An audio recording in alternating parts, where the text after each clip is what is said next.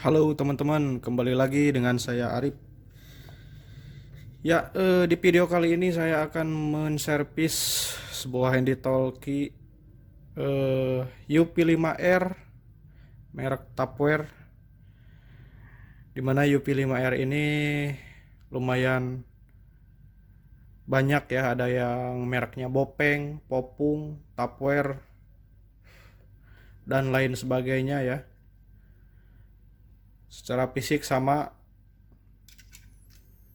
tapi permasalahan handy talkie yang satu ini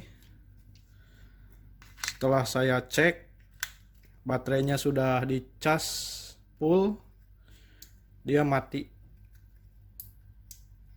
ya teman-teman, mati total. Oke, seperti apa servisnya? Mudah-mudahan yang satu ini bisa kita tangani ya teman-teman, karena yang seperti kita tahu, tidak semua servis HT mati total itu sulit, namun tidak semua servis HT mati total itu juga gampang. Kadang-kadang menemukan yang servisnya ringan, kadang-kadang kita menemukan juga yang servisnya berat. Jadi kalau mati total itu benar-benar 50-50 ya, atau 50-50, bisa penanganannya berat, bisa juga ringan. Tapi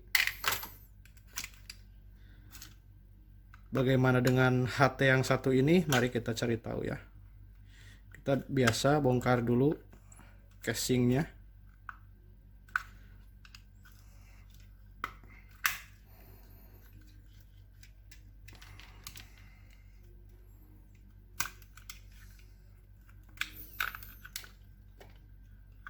Oke, ini dia, kurang atas kameranya. Sip.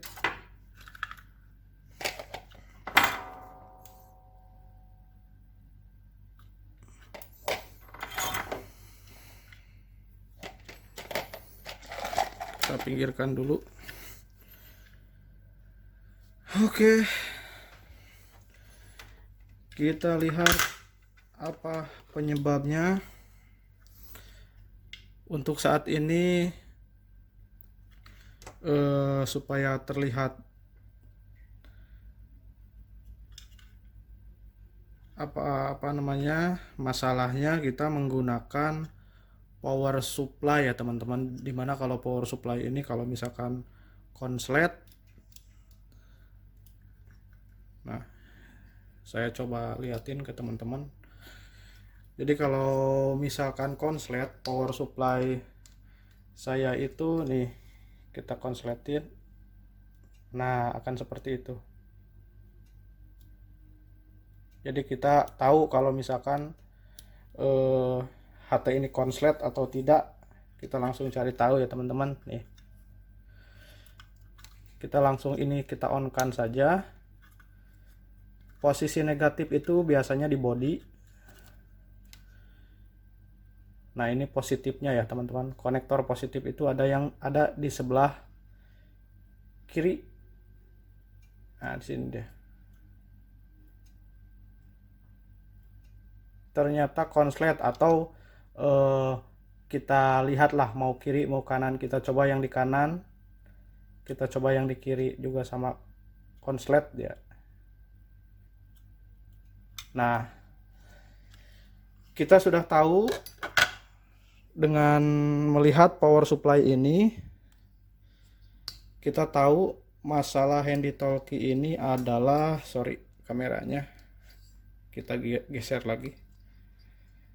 Kita tahu masalah dari handy talkie ini adalah konslet ya teman-teman. Jadi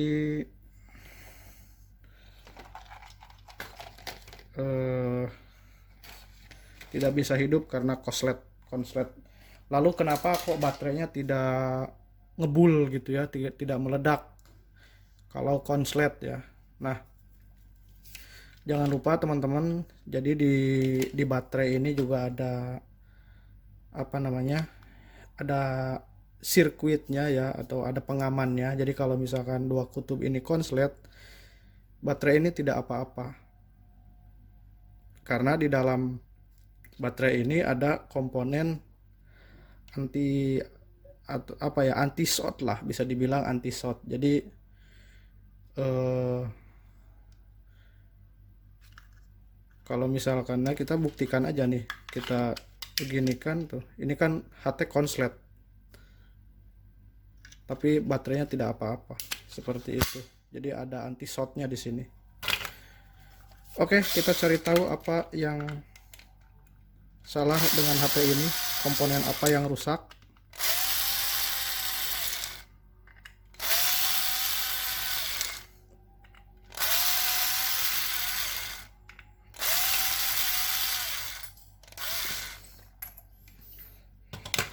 Oke.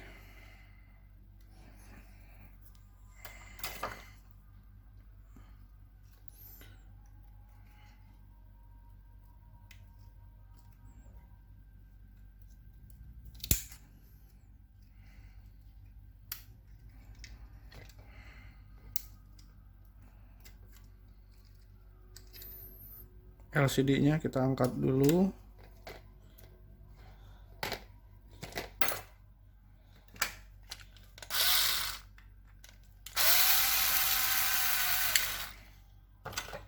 Sip, baut semua sudah terangkat, tinggal yang ke antena.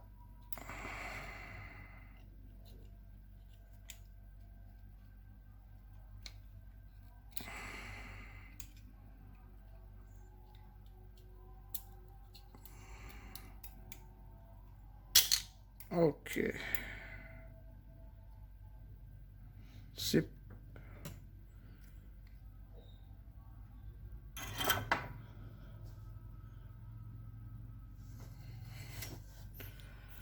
Oke, kita tes lagi. Negatif di body, positifnya. Nah, positif kita bisa cari di sini ya teman-teman. Nah, ini positifnya nih. Atau kalau enggak, di sini kan ada stop kontaknya nih. Stop kontak itu biasanya memutuskan arus positif. Nah, kita bisa langsung ke sini bisa. Nah, tetap di power supply dia terdeteksi konslet seperti tadi tuh.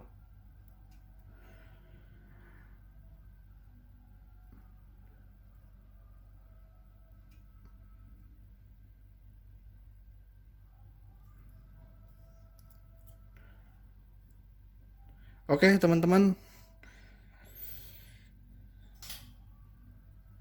Saya cari dulu apometer ya untuk mengukur komponen yang short ya.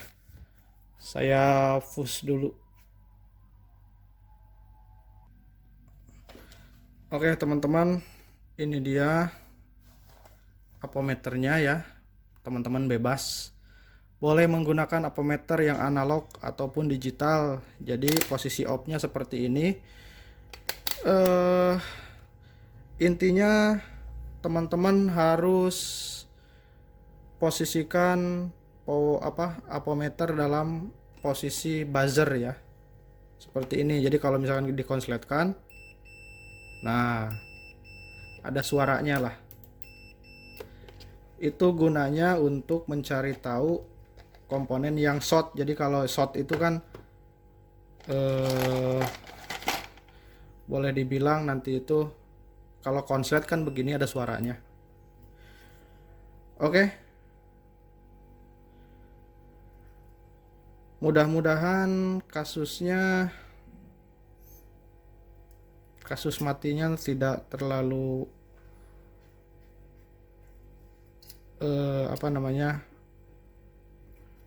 rumit ya teman-teman. Seperti yang saya bilang bahwa mati total itu kadang-kadang rumit, kadang-kadang mudah. Nah, untuk kasus konslet ya teman-teman, pertama kali kita harus mengecek apa namanya, kapasitor ya teman-teman, kapasitor atau apa ya namanya. Nah, kapasitor itu yang seperti ini teman-teman dah.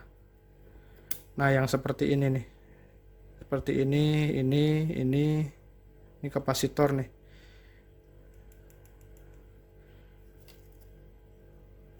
Di belakang juga ada banyak, jadi nanti kita cek satu-satu ya. Ciri-ciri kapasitor rusak ya konslet ya teman-teman tuh. Nah, ini kan yang satu saya simpan di negatif. Kalau negatif dengan negatif kan dia bunyi. Nah, cari kapasitor yang, cara mencari kapasitor yang rusak lah gitu. Ini bunyi karena memang satu sisi di negatif, yang satu sisi lagi tidak. Tuh seperti ini ya teman-teman. Ini pasti bunyi karena satu sisi negatif, satu sisi tidak. Ini juga, oh ini tidak ada di negatif. Oke, kita cek kapasitor yang di bawah ya teman-teman.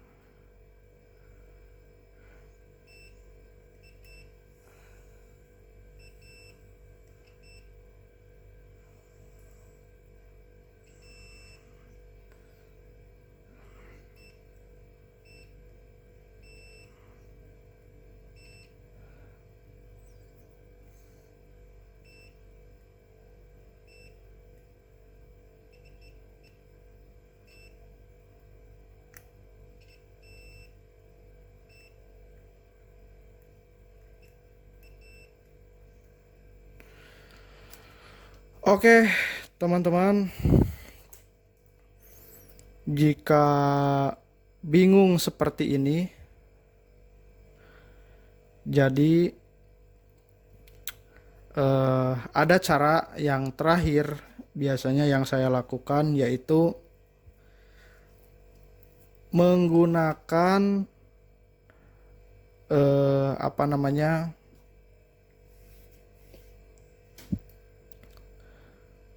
menggunakan DC ya, power supply yang sesuai dengan kapasitas baterai ya, kisaran 5 volt lah, yang amperanya lebih gede.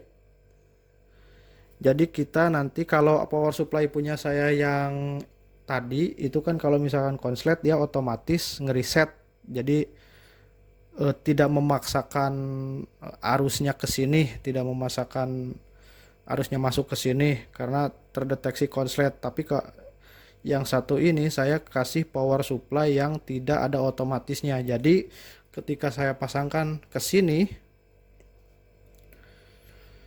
jadi dia secara memaksa masuk ke sini dan nanti akan membakar komponen yang rusak. Jadi nanti kita pasang positif negatifnya, dan karena apa namanya, power supply-nya bukan otomatis mendeteksi kerusakan, jadi nanti itu akan memaksa masuk arusnya. Tinggal kita raba mana yang komponen yang panas. Nah, yang panas itu baru kita cabut.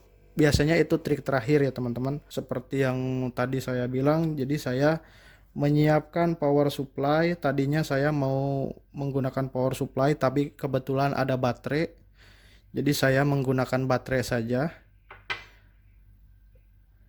Kenapa menggunakan baterai? Apakah boleh menggunakan baterai? Ya boleh saja. Jadi baterai ini tidak ada pengamannya ya teman-teman. Jadi kalau misalkan kita konsletkan, pasti akan membakar komponen yang konslet tersebut ya teman-teman. Nanti kita masukkan ke sini, minimal nanti kita akan tahu komponen mana yang rusak dan akan panas, bisa meletup ya, ngebul. Oke, langsung saja teman-teman. Jadi kutub negatif kita sambungkan juga ke negatif. Terus yang positifnya kita pegang saja sambil kita lihat nanti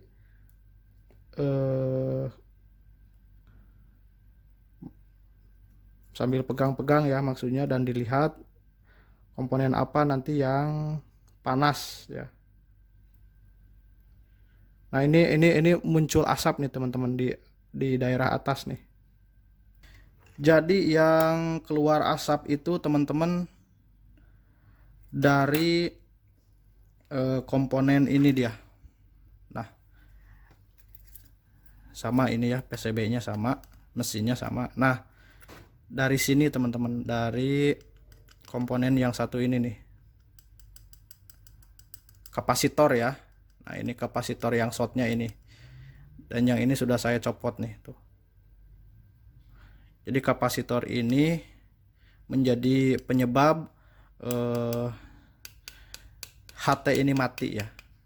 Seperti yang teman-teman lihat, pertama kali saya juga curiga kapasitor yang ini, tapi ternyata setelah dikeluarkan diukur bagus. Terus saya curiga lagi dengan IC pinal.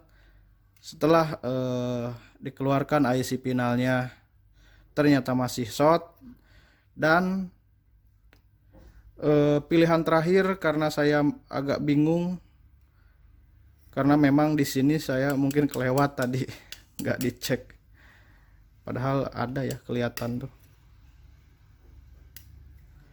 Akhirnya saya menggunakan jurus terakhir, menggunakan baterai ya teman-teman, baterai tanpa pengaman, langsung masukin ke situ. Akhirnya panas komponen yang ini dan mengeluarkan asap. Sudah jelas komponen ini yang rusak. Saya cabut. Nah, setelah saya cabut, teman-teman bisa lihat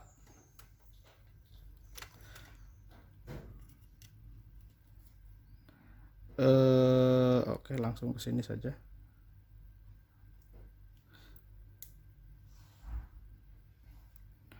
HT ini nyala tuh. Lihat ya teman-teman. Ini langsung saya on-kan saja. On-kan. Lalu ini positifnya di sini atau di salah satu kaki on off-nya lah. Tuh, nyala ini teman-teman. Oke. Tuh, ini dipijit PTT tuh. Oke, itu saja teman-teman. Ini alhamdulillah ketemu problemnya ya, yaitu di komponen yang ini nih, apa namanya, kapasitor ya kalau nggak salah nih. Jadi kapasitor ini, untuk kasus yang ini kapasitor ini yang jebol, rusak. Jadi tidak ada salahnya nanti jika ada yang kasus-kasus mati total, tidak ada salahnya dicek kapasitor yang ini ya. Oke, itu saja teman-teman, semoga videonya membantu. Terima kasih, sampai jumpa di video yang lainnya.